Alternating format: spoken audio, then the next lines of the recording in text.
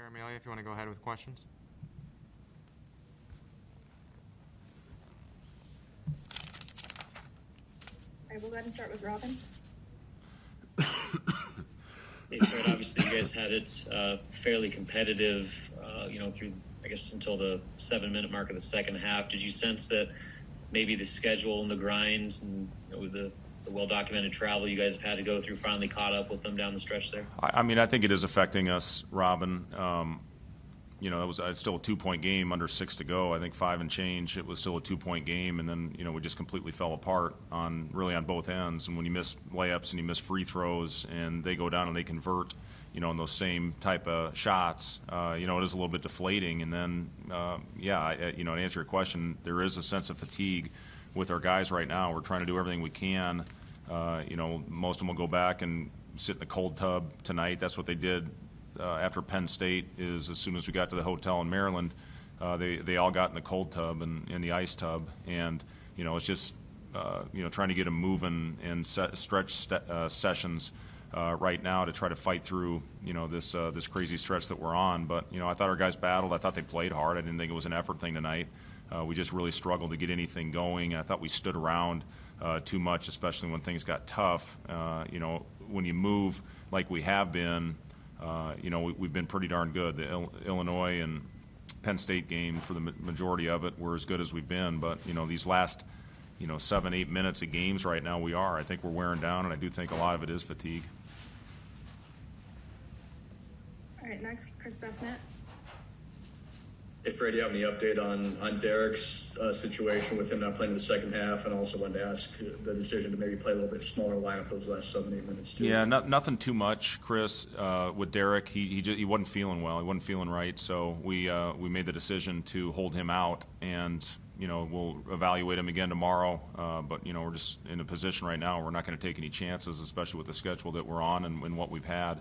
As far as playing small, this is a team that played small, and I just wanted to get our most skilled guys on the floor to try to get something going. And, as I said, we got some really good looks, but then we had some possessions where we just, we stood around too much and didn't have anything going. And, Teddy took the quick one. I thought, the game was still in reach, and they go down and convert off it. We've been better, I think, with shot selection, and that's why our transition defense has been better. But, the other big factor, we turned them over 17 times and scored 4 points off their turnovers. We were getting steals, and the ball would just fumble out of our hand when we had numbers, and we failed to convert on those. So activity level I thought was good. We just really struggled to convert once we did get the turnover.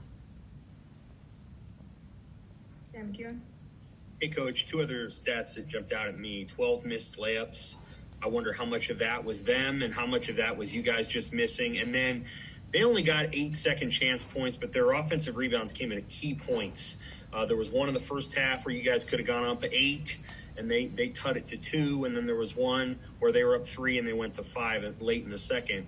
Could you talk about just those 2 things, the missed layups and then those second chance points when they got them? Well, in the missed I will have to go back and watch them, but I thought a lot of them was just, we missed them right there at the rim. A couple of them uncontested, Sam, and that's deflating when you miss those. And then I think we were only 50%. At the free throw line, we go 6 for 12, and those, you got to convert those, man. When your margin for error is so thin, you have to find a way to make your layups and make at least 70% of your free throws, which we have not done this year. But that was, if you can get those, obviously at the rim, that's what you're looking for. It's the highest effective field goal percentage shot on the floor, and we just we really struggle to convert them. What was your other question, Sam? Sorry. The offensive rebounds. Oh yeah, the rebounds. When they got their second chance. Yeah, they were huge. They only got 6 of them, but it seemed like they hit threes. I think on 3 of those shots, or 2 of them at least, and they were at critical times. But as small as we played, to only allow 6, that's a big factor. We just missed so many shots on the other end. That's why. They out-rebounded us by so much. Thank you. Back to Robin. Fred, you mentioned fatigue kind of starting to set in. Now you got to turn around in 22 hours, play these guys again. I guess what goes into preparing for a Big Ten opponent and back-to-back games? It's obviously pretty rare. What's your guys' plan for the next few hours here? Yeah, it's especially rare when you've gone through what we have.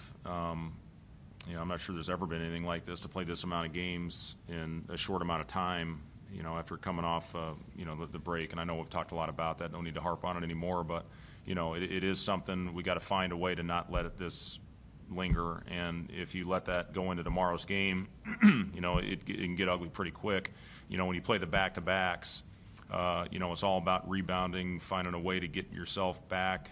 The concentration level. We'll watch an edit on, things tomorrow, make some adjustments, and then hopefully go out and play well and knock down shots. But it is, our guys they're completely exhausted right now, and we got to find a way to muster up the energy, put this one behind us, and give everything we got. And then we get 48 hours off, which is going to seem like a month for our team heading into the Purdue game. And then I think we get 2 days off after that one before we finish off with, every other day again, all the way up through the Big Ten tournament. So just got to find a way, Robin, tomorrow to come out and play with great energy, find a way to convert when we have opportunities, and give everything we got, leave it all out there. All right, back to Sam. You want Delano to keep staying aggressive on those three-pointers when he's open. I know he hasn't had the easiest year shooting, but you want him to keep shooting those? Well, it was good to see him. I mean, he knocked down his first two, and, we worked on it this morning at the shoot-around after we got done, was just really working on that shooting pocket. And I thought he did a good job getting to that early. One of those was a desperation three at the end of the clock. I think he was 2 for 5, if I'm not mistaken, overall. So, really 2 for 4 with the desperation shot. And, I thought when his feet are set, yes, to answer your question, Sam, we do want him to shoot those. And, a lot of it's the experience of getting those looks. And when his feet are set, the ones we don't want are the ones obviously off the dribble or when he's contested. But, yeah, when his feet are set, we're comfortable with Delano shooting those. Thanks. All right. Last question for Coach Jacob Dia. It seems like there's a little bit more stagnation, particularly in the second half, than we've seen in the last couple of games. How much of that was, do you think, maybe some of the finishing problems kind of wearing on guys? How much of it was Maryland defense? How much of it was what do you think kind of went into some of that stagnation? Well, they're a phenomenal defensive team. Give them credit, for that, for going out there and making life tough on that end of the floor. And I really did think as things got more difficult for us, instead of cutting harder and moving more, we got more stagnant, and that can't happen. And again, we're going to go back and watch and edit on it in the morning when we get the guys up for breakfast, get their treatments, and watch and edit. We've been doing a lot of that and just really trying to teach through film. And, that's where we are right now with the schedule. So, it's all about going back and finding corrections and adjustments, hopefully going out there and executing on the floor, for those 40 minutes. But, yeah, I agree with you, Jacob.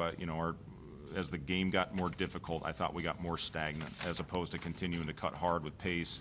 And that's where we've had success lately, and that's where we've had our good possessions is when we get our movement. I think you go from 19 assists in about 30 minutes the other night, to under 10 tonight. So that shows our movement wasn't where it needed to be.